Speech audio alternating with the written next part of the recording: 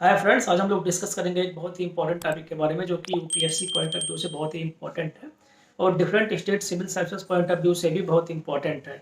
आज हम बात करेंगे इजराइल हमास वार की, लेकिन इसका पूरा पर्सपेक्टिव आज हम लोग डिस्कस करेंगे कि किन पर्सपेक्टिव में एक तरीके से देखते हैं हम कि इजराइल का राइज हुआ है और किस पर्सपेक्टिव में कैसे कैसे समय के साथ चीज़ें बदलती गई हैं।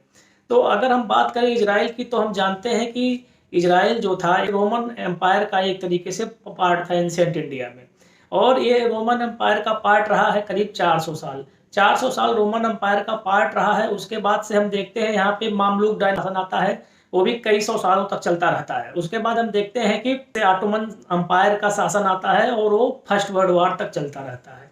उसके बाद हम देखते हैं कि फर्स्ट वर्ल्ड वॉर शुरू होता है 1914 में, और जब ये 1918 में ख़त्म हो जाता है तो 1917 में एक बालफोर डिक्लेरेशन ग्रेट ब्रिटेन के द्वारा लाया जाता है, जो है पूरे दुनिया में जो भी जहां भी ज्यूस रहेंगे, यहूदी रहेंगे, उनको एक तरीके से फिलिस्तीन में बसाया जाएगा। तो ये पहला स्टेटमेंट दिया जाता है ग्रेट ब्रिटेन के द्वारा। और उसके बाद हम देखते हैं कि सेकेंड वर्ल्ड वॉर जो है एक तरीके से एलाइड पावर और एक्सिस पावर के बीच में लड़ा जाता है। एलाइड पावर में एक तरीके से हम देखते हैं United state, United kingdom, France और रसिया थे, और एक्सिस पावर में जर्मनी, इटली और जापान थे। इसमें हम जानते हैं कि एलाइड पावर में से जो है यूनाइटेड स्टेट ऑफ अमेरिका ने एक तरीके से जापान को डिफीट कर दिया था, और उसमें हम देखते हैं कि रसिया ने नाजी जर्मनी को डिफीट कर दिया था। और इसमें हम जानते हैं कि एलाइड फोर्सेस की जीत हुई थी और एक्सिस पावर हार गया था। इसी संदर्भ में अगर हम बात करें कि ये सब चीज़ें क्यों होती गई, उसी संदर्भ में हम देखते हैं कि जो है जर्मनी के देश में हिटलर डिक्टेटर रहते हैं सेकंड वर्ल्ड वॉर में, और उसमें उन्होंने करीब 5 मिलियन से ज़्यादा ज्यूस को एक तरीके से मार दिया था कंसंट्रेशन कैंप में। उसमें बच्चे भी थे और जवान भी थे। और उसी संदर्भ में हम देखते हैं कि सेकेंड वर्ल्ड वॉर के बाद से ही जो है पूरे दुनिया में जहाँ भी ज्यूस रहते हैं उनका एक तरीके से फिलिस्तीन में जो इजराइल को एक तरीके से जमीन दे के जो बसाया था ग्रेट ब्रिटेन ने, वहाँ पे आना शुरू हो जाते हैं। और हम देखते हैं कि सेकेंड वर्ल्ड वॉर जैसे ही खत्म होता है तो वहाँ पे आना शुरू होते हैं, और 1948 में एक तरीके से इजराइल ने अपने इंडिपेंडेंस की घोषणा कर दी। इजराइल ने जो ही अपने इंडिपेंडेंस की घोषणा की थी तो वहाँ फर्स्ट अरब इजराइल वार 1948 में शुरू हो गया था। जब फर्स्ट अरब इजराइल वार 1948 में एक तरीके से शुरू हुआ तो उसमें इजराइल ने सारे अरब देशों को एक तरीके से डिफीट कर दिया और एक तरीके से विक्टोरियस इमर्ज हुआ। उसी संदर्भ में हम देखते हैं कि छुट-पुट घटनाएं एक तरीके से 1960 के दशक में भी चलती रही हैं, लेकिन हम उसके बाद देखते हैं कि एक तरीके से अरब इजराइल वार होता है 1967 में। इसको 6 डे वार भी कहते हैं। इसमें हम देखते हैं कि ये जो वार लड़ा जाता है, ये इजराइल एक साइड में रहता है और इसमें इजिप्ट दूसरे साइड में रहता है, जॉर्डन भी इजिप्ट के साइड में रहता है और सीरिया भी इजिप्ट के साइड में रहता है। तो इसमें हम देखते हैं कि जब ये युद्ध हो रहा होता है तो उसमें इजराइल बहुत परेशानी में पड़ जाता है कि अगर तीनों देश की फोर्सेस ने एक तरीके से हम पे अगर अटैक किया तो एक तरीके से इजराइल के पास इतने ज़्यादा रिसोर्सेस नहीं है, इसलिए इजराइल को सबसे पहले अटैक करना पड़ेगा। तो उसके बाद हम देखते हैं कि सबसे पहले इजराइल डिफेंस फोर्सेस ने सिनाई पेनिनसुला पे अटैक कर दिया और उसमें जितने भी एयरफोर्स के विमान थे मिस्र के, उसको तबाह कर दिया। उसके बाद हम देखते हैं कि जॉर्डन में भी सेम तरीके से अटैक किया गया और जॉर्डन को डिफीट किया गया। उसके बाद सीरिया पे एक तरीके से एरियल बम्बार्डिंग की गई और उसको एक तरह हरा दिया गया। इसी संदर्भ में हम देखते हैं कि इजराइल ने मिस्र से इसमें एक तरीके से गाजा पट्टी को और सिनाई पेनिनसुला को कब्जे में ले लिया। उसके बाद हम देखते हैं कि जो है सीरिया से उसने एक तरीके से गोलन हाइट ले लिया और जॉर्डन से उसने वेस्ट बैंक ले लिया और ईस्ट यरूशलेम ले लिया। तो इतना सब टेरिटरी ले लिया उसने 1967 के वार के बाद। और अगर एरिया जो है 4 गुना एरिया इजराइल का एक तरीके से इस युद्ध के बाद बढ़ जाता है। तो उसी संदर्भ में हम देखते हैं कि कैसे कैसे ये सारी सिनेरियो घटित होती चली गई और कैसे कैसे इनके ऊपर इजराइल का कमांड होता चला गया। उसके बाद हम आते हैं 1973 में एक वार आता है योम किपुर का वार। उसमें हम देखते हैं कि इजराइल ने एक तरीके से अरब देशों को फिर से डिफीट कर दिया। तो उसी संदर्भ में अगर हम आगे बढ़ते हैं तो हम देखते हैं कि 2020 में भी एक तरीके से हमास के द्वारा इजराइल पे अटैक किया गया था। और हम जानते हैं कि इस समय जो है सबसे बड़ी प्रॉब्लम इस समय जो है हमास और गाजा पट्टी से एक तरीके से इजराइल को क्रिएट की जा रही है, और ये जो है सबसे बड़ी प्रॉब्लम्स के तौर पे ये देखने में आ रही हैं। उसी संदर्भ में हम देखते हैं कि ईस्ट यरूशलेम और वेस्ट बैंक और गाजा पट्टी तीनों पे एक तरीके से इजराइल का कमांड है। हम देखते हैं कि जो 6 डे वार में जो जीता था इजराइल ने, उसको सिनाई पेनिनसुला को लौटा दिया था और गाजा स्ट्रिप को भी उसने लौटा दिया था। तो गाजा स्ट्रिप पे एक तरीके से 2007 में हमास का शासन आ जाता है और सिनाई पेनिनसुला को गवर्न करता है एक तरीके से इजिप्ट। तो उसी संदर्भ में हम देखते हैं कि सारी चीज़ें जब हो रही होती हैं तो उसी संदर्भ में हम देखते हैं कि हमास 7 अक्टूबर को एक बॉम्बिंग की जाती है रॉकेट से एक तरीके से इजराइल में, और इजराइल के सैकड़ों सोल्जर्स और सिविलियन पॉपुलेशन मारे जाते हैं। ये संख्या 1000 से ज़्यादा होती है।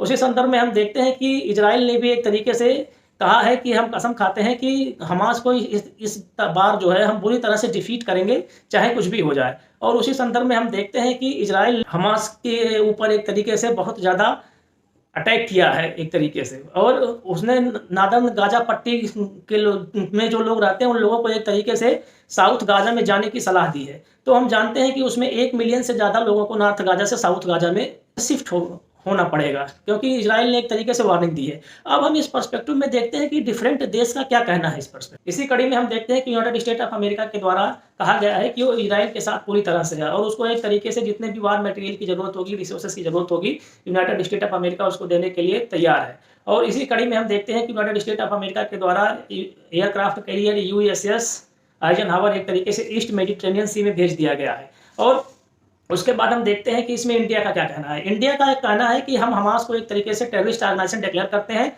और इस टेररिस्ट ऑर्गेनाइजेशन के अगेंस्ट में हम इजराइल के साथ खड़े हैं। तो इंडिया एक तरीके से इजराइल के साथ इस वार में खड़ा है। दूसरी बात हम देखें कि ग्रेट ब्रिटेन का क्या कहना है। ग्रेट ब्रिटेन का कहना है कि ये जो टेररिस्ट ऑर्गेनाइजेशन है इसको एलिमिनेट ही करना चाहिए। इजराइल के द्वारा जो कार्रवाई की जा रही है वो एक तरीके से अच्छी है, और ये कार्रवाई होती रहनी चाहिए।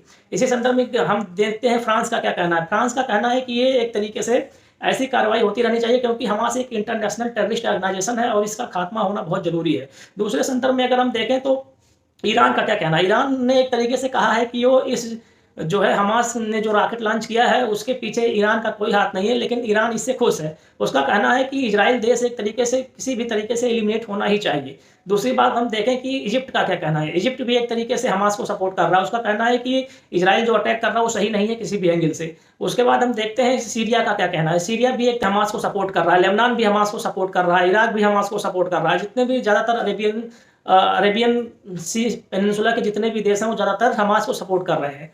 दूसरे पर्सपेक्टिव में हम देखते हैं कि सऊदी अरबिया का क्या रोल कॉल है। एक्चुअली में मेजर अभी सबसे बड़ी सडन अटैक की बात की जा रही है कि आखिर ऐसा क्या हुआ कि हमास ने इजराइल के ऊपर सडन अटैक कर दिया। तो हम जानते हैं कि इजराइल और सऊदी अरेबिया के बीच नॉर्मलाइजेशन की बात चल रही थी। एक तरीके से रिलेशन दोनों के बीच बेटर होते जा रहे थे, और इन दोनों देशों के बीच एक बेटर होते रिलेशन को एक तरीके से स्थायित्व में लाने के लिए सऊदी अरेबिया ने यूनाइटेड स्टेट ऑफ अमेरिका के सामने 3 शर्तें रखी थी। सऊदी अरेबिया का कहना था कि हमको सिक्योरिटी दीजिए। सऊदी अरेबिया का ये कहना था कि अमेरिका सऊदी अरेबिया के साथ सिविल न्यूक्लियर डील करे, और तीसरी उसकी शर्त थी कि एक तरीके से उसको एडवांस टेक्नोलॉजी फाइटर प्लेन्स की दी जाए। तो इन सब तीनों चीज़ों को एक तरीके से यूनाइटेड स्टेट मान भी चुका था। लेकिन उसके बाद में हम देखते हैं कि एक तरीके से हमास द्वारा जब सडन अटैक किया गया तो इजराइल एक तरीके से जो टॉक प्रोसेस में था वो एक तरीके से टॉक प्रोसेस से निकल आया, और उसने कहा कि अभी टॉक प्रोसेस नहीं हो सकती है, क्योंकि हम इस पर एक तरीके से अध्ययन कर रहे हैं कि कब क्या किया, कहाँ पे क्या किया जाना चाहिए। उसी संदर्भ में हम देखते हैं कि यूएई का क्या कहना है। यूएई का एक तरीके से हम देखते हैं कि अब्राहम अकॉर्ड एक तरीके से यूएई और बहरीन और एक तरीके से मोरक्को के साथ इजराइल ने साइन की थी। इसका मेन पर्पस था कि इजराइल के साथ हम अपना ट्रेड एक तरीके से बढ़िया करेंगे। तो उसी संदर्भ में हम देखते हैं कि इजराइल ने अभी तक एक तरीके से यूएई ने एक तरीके से इजराइल के अटैक को एक तरीके से कंडेम नहीं किया है। उसका कहना है कि एक तरीके से इजराइल का जो कर रहा है वो एक तरीके से ठीक ही है। तो दूसरे संदर्भ में हम देखते हैं कि रसिया का क्या कहना है। हम जानते हैं कि रसिया एक तरीके से यूक्रेन वार में उलझा हुआ है। रसिया का ये कहना है कि जो है हम यूक्रेन वार में उलझे हुए हैं इस समय, और जहाँ तक रसिया का मानना है कि इजराइल जो अटैक कर रहा है हमास पे वो पूर्णतः एक तरीके से प्रतिबंधित है। किसी भी देश को व्हाइट फास्फोरस का इस्तेमाल नहीं करना चाहिए एक तरीके से सिविलियन पॉपुलेशन के ऊपर। दूसरी तरफ हम देखें चाइना का क्या रोल है। चाइना भी एक तरीके से ये कहता रहा है कि ये युद्ध किसी के फेवर में नहीं है, हमको एक तरीके से जो है इसमें मिल बैठ के बात कर लेना चाहिए, और पूरे जो संभावनाएं हैं उसको तलाशना चाहिए, और एक तरीके से ट्रेड टॉक होनी चाहिए, ना कि वार लाइक सिचुएशन पैदा होनी चाहिए। तो वे फॉरवर्ड क्या होगा इस सिनेरियो में। इन सिनेरियो में वे फॉरवर्ड ये है कि इसमें मेन प्रॉब्लम्स आ रही हैं 2 स्टेट सोल्यूशन की। इसमें एक तरीके से पैलेस्तीन ऑर्गेनाइजेशन जो है OPPLO का भी एक तरीके से होमलैंड होना चाहिए, इजराइल का भी होना चाहिए। तो 2 स्टेट सोल्यूशन जो है वो सबके हित में है। Thanks guys.